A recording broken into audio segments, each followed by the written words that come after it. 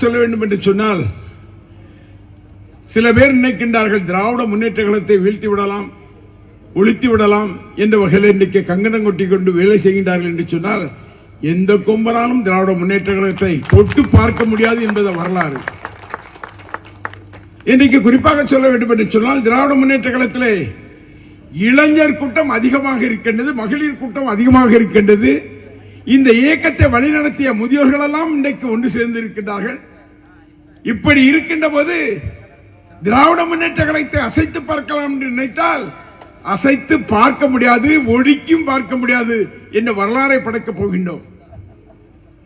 நான் எப்பொழுதும் சொல்வேன், இன்னும் 6 மாத காலத்தில் திராவிட முன்னேற்ற கழகத்தின் ஆட்சி தமிழகத்திலே மலரும்.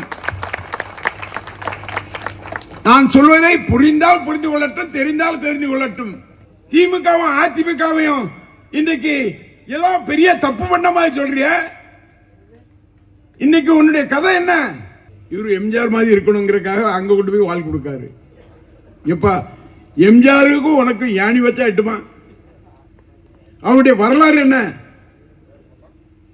அவர் எத்தனை ஏழைகளுக்கு உதவினார்? இன்றைக்கு திராவிட முன்னேற்ற கழகத்தில் தலைவராக இருக்கின்றவர்கள் கூட அவருடைய உதவியை பெற்றவர்களாகத்தான் இருந்திருக்கின்றார். அன்றைக்கு கடுமையான பண நெருக்கடியில் எங்கள் தங்கம் என்ற படத்தை நடித்து கொடுத்து வலு சேர்த்தவர் எம்ஜிஆர் அல்லவா?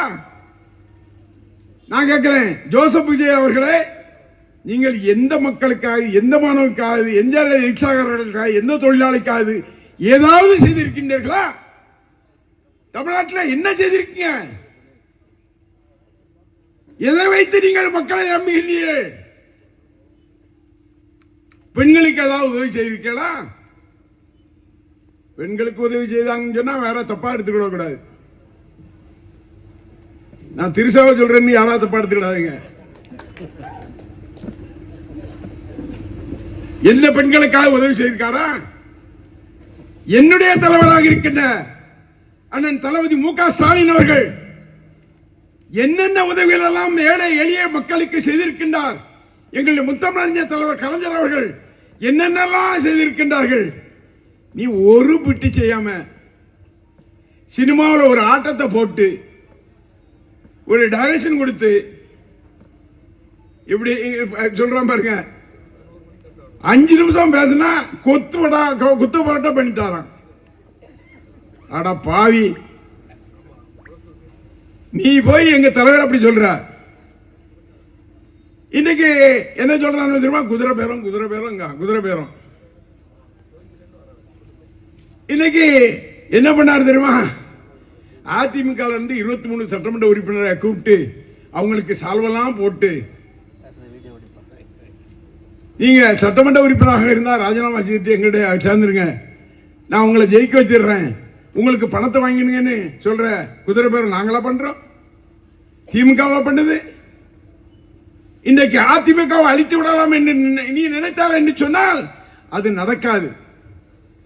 ஏனென்று சொன்னால் அந்த இயக்கம் எம்ஜிஆர் அவர்கள், மரியாதைக்குரிய புரட்சி தலைவி அம்மா அவர்களால் உருவாக்கப்பட்ட இயக்கம். தலைவன் ஓடலாம், எங்க வேணாலும் ஓடுவான், ஆனா தொண்டை அதிலே இருப்பான், தொண்டை பார்த்துக்கிட்டே இருப்பான். எவனை ஒழித்தா சரியா இருக்குங்கிற அவனுக்கு தெரியும். அவன் எங்களோடு உடனடியாக கைகோர்ப்பான். அந்த தொண்டன் எங்களோடு கைகோர்ப்பான். ஏனென்று சொன்னால், ஜோசப் விஜய் அவர்களே, அதிமுக அழிக்க பார்க்கிறீர்களா?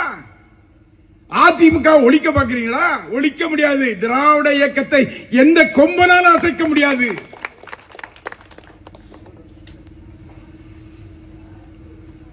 அன்னை டிடிவன போட்டிட்டு ஒரு சட்டமன்ற உறுப்பினர் வந்தாரு, அதையும் விலை கொடுத்து வாங்கிட்டு போயிட்டாங்க.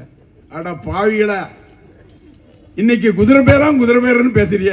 என்ன குதிரை பேரம்? குதிரை பேரம், ஒட்டக பேரம். நம்ம ஊர்ல இருக்க காட்டுல என்ன மான் இருக்கோ, மான் பேரம், எல்லா பேரும் பண்றது யாருன்னு சொன்னா இன்றைக்கு ஜோசப் விஜயனுடைய கட்சியாக இருக்கின்ற தேவக்கா இதுல ஒருத்தர் அப்படி நெஞ்ச நிமித்திட்டு வர்றாரு. அவர் தான் முதல்பட்ட முதலமைச்சர்.